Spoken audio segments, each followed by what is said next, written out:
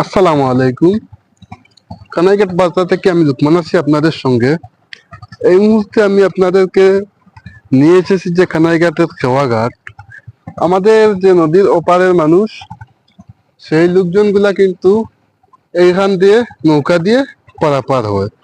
এখানের লোকজন সবাই প্রায় নৌকা দিয়েই পারাপার হয়, আর কিছু কিছু মানুষ এই ব্রিজের দিকে গিয়ে পারাপার হয়। এই নদীটি আমাদের কানাইঘাটের পাশেই। যখন এই নদীটিতে গুলা আসে তখন কানাইঘাট পানির নিচে ডুবে যায়।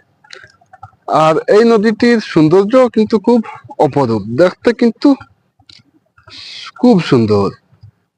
খেওয়াঘাটে এখানে আসার পর অনেক লোকজন আসা যাওয়া করে, সেই হিসেবে খেওয়াঘাটটাও খুব ভালো লাগে।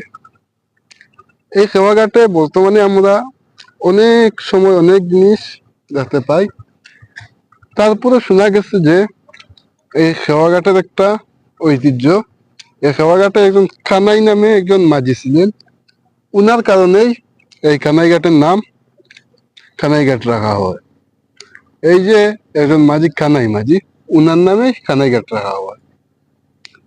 তারপরে এখানে আসে, যখন আসে তখন মনটা খুব সুন্দর হয়ে যায়, এবং মনে কোনো ক্লান্তি থাকলে সব ক্লান্তি একেবারে দূর হয়ে যায়। এবং সেখানের যে পরিবেশটা, সেই পরিবেশটাও কিন্তু একেবারে মনোমুগ্ধকর। মানে আমরা দেখলে খুব সুন্দর দেখতে পাই। এদিক দিয়ে অনেক লোক যাওয়া আসা করেন,